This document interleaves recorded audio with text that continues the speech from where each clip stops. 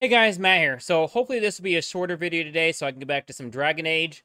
But in my last video, I talked about Gevo off selling $150 million worth of shares, diluting the shares. I think that's up to 66.6 million shares yesterday. And I mean, it sort of cratered the stock price.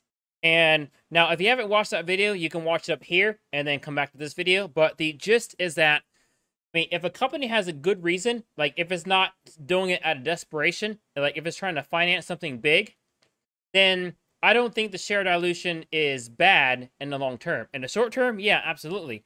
But if the long term, in the long term, if a company has a good reason to, I don't think the share dilution is bad, and it can in fact be very beneficial. And I made the case that in Gevo's case, it is for a good reason because they stated very publicly in several earnings reports that they are doing it to fund their net zero plant, to fund their bringing the RNG plant online, and all that other good stuff. And I also pointed out that yeah, there is a ton of demand for Gevo. There is a ton more demand incoming. And today's news is just another example of that. Japan Airlines enters into new fuel sales agreement with Gevo for 5.3 million gallons of SAF per year over 5 years. Now, I'm not going to read this article. You can pause and read this if you want to. But the gist is that this started out as a memorandum of understanding between JAL and Gevo. And this is a memorandum of understanding that turned into an actual contract among many other contracts. And this is just fuel on the fire to add to the already $5 billion in contracts already signed. Now, I show this slide in almost every Gevo video, so you're probably used to this by now. But I mean, you can add JAL to all these other companies that have signed contracts. At the time of this presentation, back in May, we were talking $200 million per year in EBITDA. I mean, starting in 2025.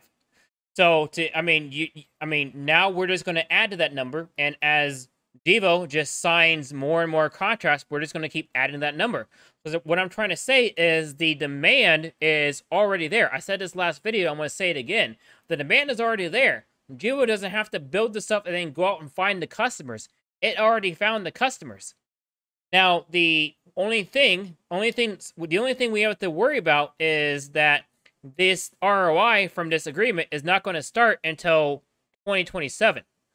So, I mean, just like with most things, Gevo, like we're buying now for ROIs that the major part of it we're not going to get until 2025, and for the ROI from the JL, we're going to have to wait longer than that.